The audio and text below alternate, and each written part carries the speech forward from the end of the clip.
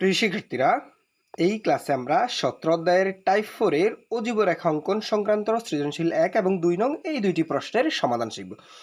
শিক্ষার্থীরা, এখানে দুই ধরনের উদ্দীপক দেওয়া থাকে প্রশ্নে। প্রথমত এইরকম চক আকারে, দ্বিতীয়ত এইরকম সংখ্যাগুলো এলোমেলো দেওয়া থাকবে।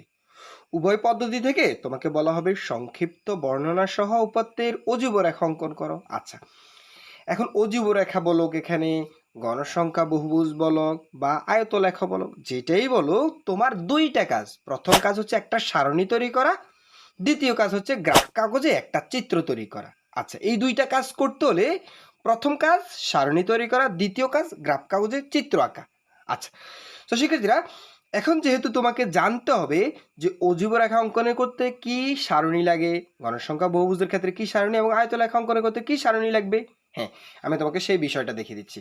প্রথমে আসি অজীব রেখা অঙ্কনের ক্ষেত্রে তোমার যে সারণীটা লাগবে সেটা হচ্ছে শ্রেণীব্যাপ্তি, গণসংখ্যা এবং ক্রমযোজিত গণসংখ্যা, এই তিনটা ঘর লাগবে। এবং বাম পাশে তুমি যেটা লিখবা ক্রমযোজিত গণসংখ্যাগুলো লিখে ফেলবা, আর নিচে যেটা লিখবে সেটা হচ্ছে শ্রেণীর উচ্চসীমা বা শ্রেণীব্যাপ্তির উচ্চসীমাটা। একইভাবে যদি গণসংখ্যা বহুভুজ বলে তখন তোমাকে এইরকম চিত্রটা তৈরি করতে হবে বা এরকম সারণীটা তৈরি করতে হবে। সারণীর মধ্যে লেখা থাকবে শ্রেণীব্যাপ্তি, শ্রেণীর মধ্যমান এবং ঘনসংখ্যা, এই তিনটা ঘর থাকবে। এবং যখন চিত্র আঁকবা সেক্ষেত্রে নিচে থাকবে শ্রেণীর মধ্যমান আর বাম পাশে থাকবে ঘনসংখ্যাগুলো।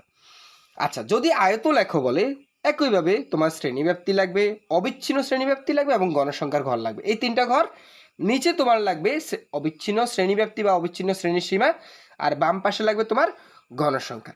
এইভাবে করে আমরা যেই প্রশ্ন বলুক, অজীব রেখা, গণসংখ্যা বহুভুজ বা আয়তলেখা, যেভাবে বলুক আমরা এই পদ্ধতিতে অ্যান্সার করব। আচ্ছা, তো যেহেতু এখানে অজীব রেখা বলছে, সো আমরা অজীব রেখা অঙ্কনের ক্ষেত্রে প্রথম আমাদের যে জিনিসটা প্রয়োজন সেটা হলো সারণী তৈরি করা। আচ্ছা, এখন আমরা সারণীটা তৈরি করব। শিক্ষার্থীরা, সারণীর মধ্যে রয়েছে শ্রেণীব্যাপ্তি লাগবে তোমার। কোথায় পাইছো? যেখানে শ্রেণীব্যাপ্তি দেওয়া আছে, হ্যাঁ, তুমি এখান থেকে দেখে দেখে শ্রেণীব্যাপ্তিগুলো লিখে ফেলবে। এরপর কি লাগবে? গণসংখ্যার ঘর লাগবে। গণসংখ্যা কোথায় পাইছো? যেখানে গণসংখ্যাগুলো দেওয়া আছে, সো গণসংখ্যার ঘরটাও লিখে ফেলছো।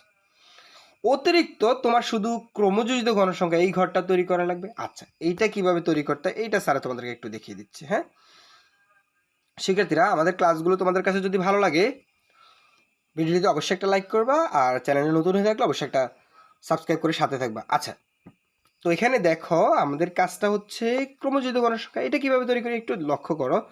প্রথম সংখ্যা কত? 8। 8 যেভাবে সেভাবে লিখবা।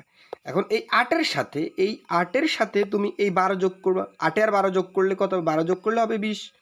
আচ্ছা, এই 20-এর সাথে তুমি আবার এই 15 যোগ করবা। 20-এর সাথে 15 যোগ করলে হবে 35।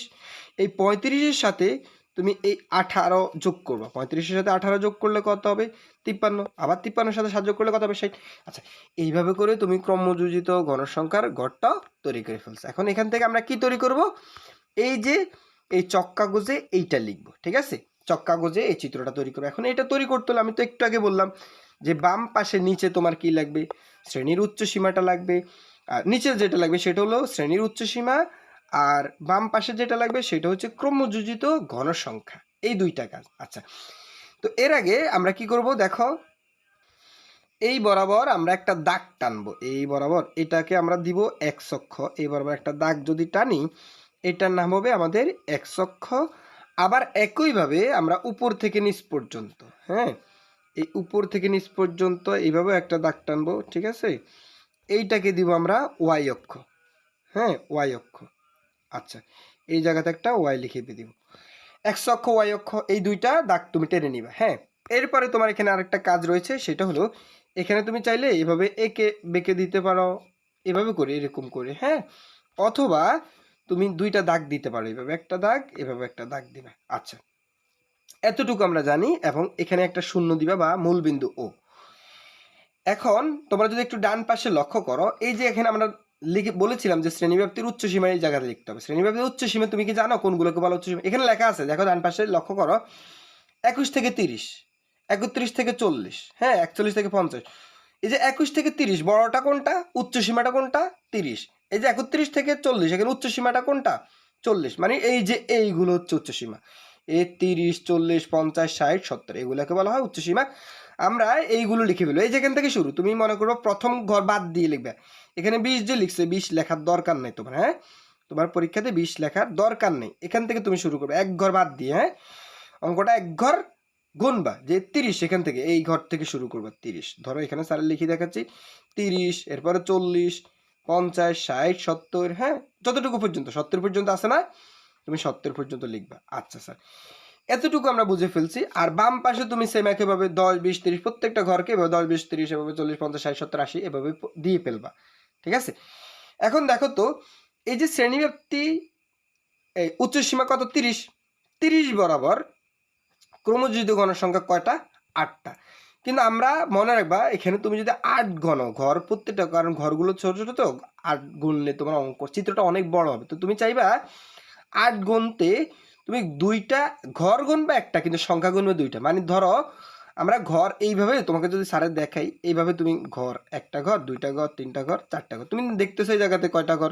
ধরো এখানে কয়টা ঘর, এখানে একটা ঘর, এখানে একটা, 2টা, এখানে একটা, 3টা ঘর, কিন্তু তুমি কিন্তু 2 করে, মানে 2, এখানে 2 ঘর, অথচ তুমি গুনবা 4, তুমি এখানে গুনবা 3, মানে 3 না, তুমি গুনবা 6, মানে 2, 7, 6, 8, 10 এভাবে করে গুনবা আমরা।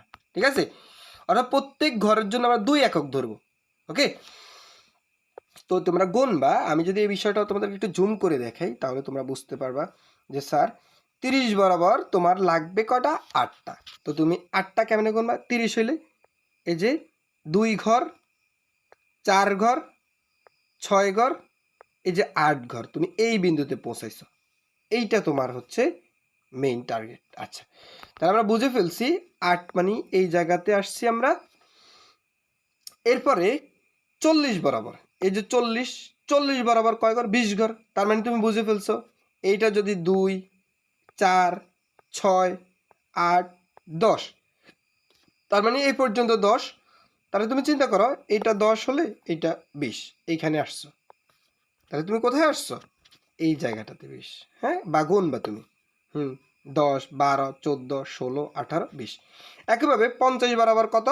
35। তুমি 50 বরাবর চিন্তা করবা, উচ্চসীমা 50 বরাবর 35, এইভাবে করে তুমি গনে গনে দিবা। ঠিক আছে, 50 বরাবর তুমি দিবা কত? 35, এখানে বিন্দুটা এখানে হবে।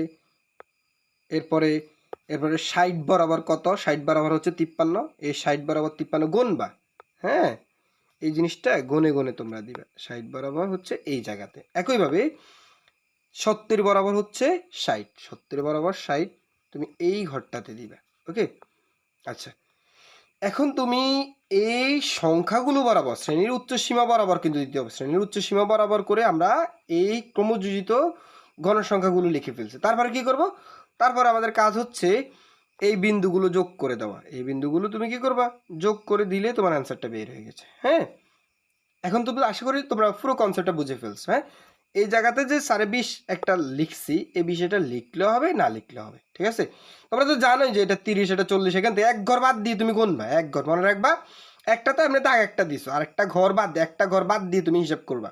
এখান থেকে শুরু করবা না, এখান থেকে, হ্যাঁ, 30, 40, 50 এখান থেকে শুরু করবা। তো এই ঘরটা এমনি দেয়, কারণ এটা 30, এটা 40, এটা 50, এটা 60, এটা 70, তার মানে এটা 20, মানে এই ঘরটা এমনি দেয়। হ্যাঁ, আচ্ছা, তাহলে তোমরা বুঝেই ফেলছো, অঙ্কটার অজীব রেখা বললেই তোমাকে শ্রেণীব্যাপ্তির জন্য এই সারণী, গণসংখ্যা এবং ক্রমযোগ গণসংখ্যা এই সারণীটা তৈরি করতে হবে, আর এই চিত্রটা তৈরি করতে হবে।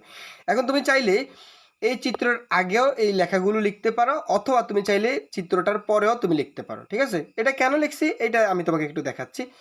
যে আমরা যে ঘর গুনলাম, এক অক্ষ বরাবর কিন্তু একটা ঘর গুনছে, কিন্তু ওই যে সংখ্যা কিন্তু 2টা গুনছে, মানে ঘর গুনছিলাম 1.5, কিন্তু সংখ্যা 2টা। তাহলে এটা লিখবো যে এক অক্ষ বরাবর এক ঘর গুনছি, কিন্তু শ্রেণীর উচ্চসীমা আমরা নিছিলাম 2 ঘর। একইভাবে ওয়াই অক্ষ আমরা একটা ঘর গুনছি, কিন্তু ক্রমযোজিত গণের সংখ্যা কয়টা গুনছি? 2টা সংখ্যা বা 2টা একক গুনছি। এই বিষয়টা এখানে লিখে দিতে হবে, আর এটা তুমি মুখস্থ করবা। এটা মুখস্থ তোমাকে রাখতে হবে। ঠিক আছে, এগুলো মুখস্থ রাখলে বাকিগুলো যে। আচ্ছা স্যার, এই পুরো কনসেপ্টটা বুঝতে পেরেছি। যদি এই রকম সারণী দেওয়া থাকবে না, তখন কি করতে হবে? তখন তোমাকে তো এই অঙ্কটার অজীব রেখা অঙ্কন করতে বলা হলে তোমাকে শ্রেণীব্যাপ্তির ঘরটা তৈরি করতে হবে, এটা কিভাবে তৈরি করতে হয় এটা কিন্তু আমি তোমাদেরকে পূর্বের গড়, মধ্যক, প্রচুরক এই সবগুলো ক্লাসে তোমাদেরকে দেখিয়ে দিচ্ছি। ওই যে শ্রেণীব্যাপ্তির ঘর তৈরি করতে হলে তোমাকে ট্যালির ঘরটা তৈরি করতে হয়, আর ট্যালির ঘর থেকে তুমি কিন্তু গণসংখ্যা পাবা, এর আগে পাবা না। তো শ্রেণীব্যাপ্তির ঘর লাগবে, গণসংখ্যার ঘর লাগবে, এরপরে কি লাগবে, অতিরিক্ত তোমাকে ক্রমযুক্ত গণসংখ্যার ঘরটা তৈরি করতে হবে। এই তিনটা ঘর তুমি কি করবা, তৈরি করা শেষ হয়ে গেলে এই ঘর অনুযায়ী তোমাকে এই চিত্রটা আঁকতে হবে। একইভাবে তুমি যদি একটু লক্ষ্য করো, তোমরা সবাই নিশ্চয়ই এখানে ক্রমযুক্ত গণসংখ্যা, শ্রেণীব্যাপ্তি এবং গণসংখ্যা সবগুলো ঘরে পারবা।